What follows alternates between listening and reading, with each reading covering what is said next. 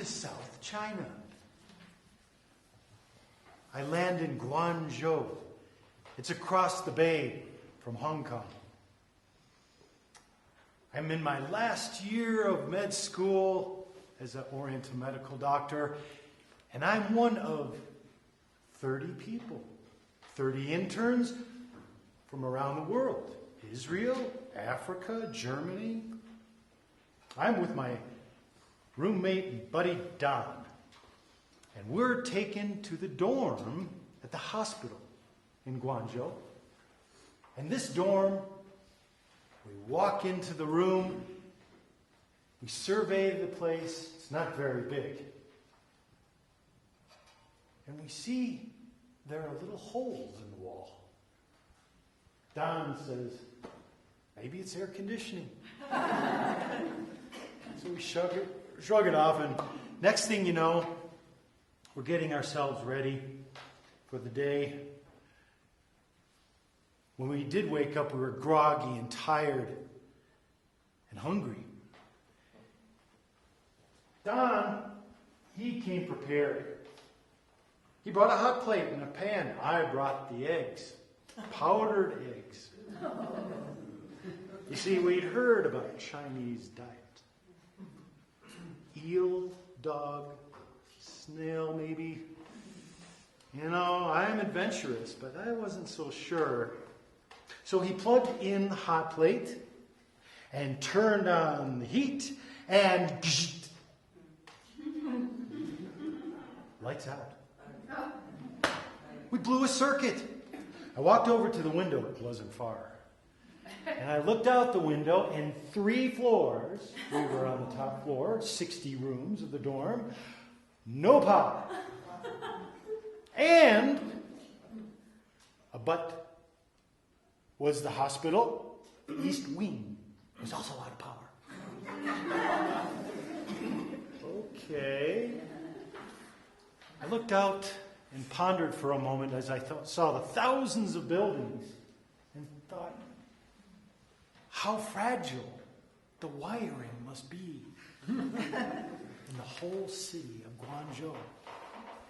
12 million plus people at the time when I was there.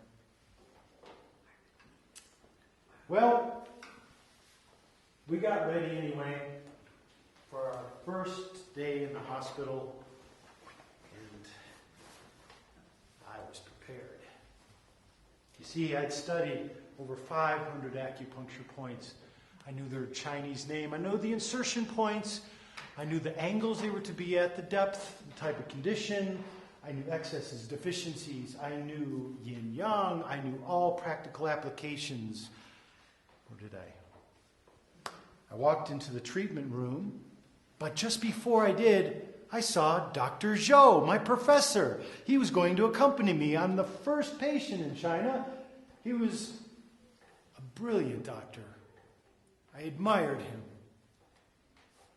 He had round wire glasses and a gray coat almost all the time, but he on more than one occasion reminded me he was just ordinary Chinese. As I walked in, I saw the patient sitting on the table in a stupor. I proceeded to examine him. I took his pulse. I looked carefully and I saw this man was not well. He had a flooding pulse, irregular. I looked at his tongue, crimson red, very sick. I took some notes. Dr. Zhou asked a question to this patient, whose name was Mr. Tan. And Mr. Tan replied, yes. He took off his shirt. And what I saw made me stagger. You see, what I saw on Mr. Tan was a tan, from the neck down. Just as I saw that, my friend, roommate walked in, Don, with Mrs. Tan. And they sat on the table together, and Mrs. Tan had a tan too. From the neck down. Okay. Is this some strange disease that starts the neck down to the feet? Where it discolors them? I've never seen a tan Chinese before. Or is it from the feet up to the neck, and maybe in a few days it'll take over their whole body? I was confused. Dr. Zhou calmly asked Mr. Tan, explain what happened. And then Mr. Tan told the story. You see, he worked at a paint factory and stain factory, and he was in charge of the machine that stirred the paints and stains. And it broke down. As he operated the machine, the overseer stepped in. 不立脚吧，相字。Mr. Tan obeyed. He took off his clothes and slowly stepped into the vat of stain. I imagined him stirring in the vat like blades in an ancient Chinese Tai Chi way. The overseer was not satisfied. It was not fast enough for him. He called in his wife. 不离家班下日. Without hesitation, Mrs. Tan disrobed and stepped into the vat with her husband, also stirring the poison stain. Together, they were like two goldfish circling the center of a clear pool, I thought. Moving in the ancient way, holding their head up. It took them over 30 minutes. They got out. And as they dried off the stain, their skin began to burn. They were nauseous and dizzy. They knew they were in trouble. They tried to get help at the factory, but there wasn't any. They had to get to the hospital. No one would drive them. They had to walk much of the way to get to the hospital. And when they got there, they were not prepared to treat this type of toxicity. So they were sent to us.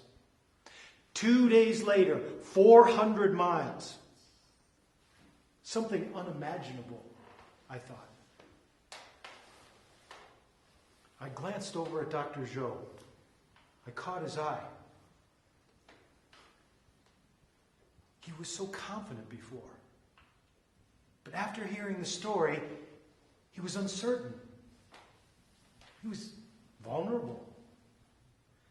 No longer the inscrutable Chinese I'm used to seeing. But there was some pause for an opening there. Later that afternoon, I had a discussion with Dr. Shiping Zhou. An amazing thing happened. We came up with ancient Chinese medicine with a modern application in a brand new science of neurological scalp acupuncture that saved the life of Mr. and Mrs. Tan. This was my first 24 hours in China. I was prepared medically, but was I prepared humanly, compassionately? Oh, Mr. and Mrs. Tan,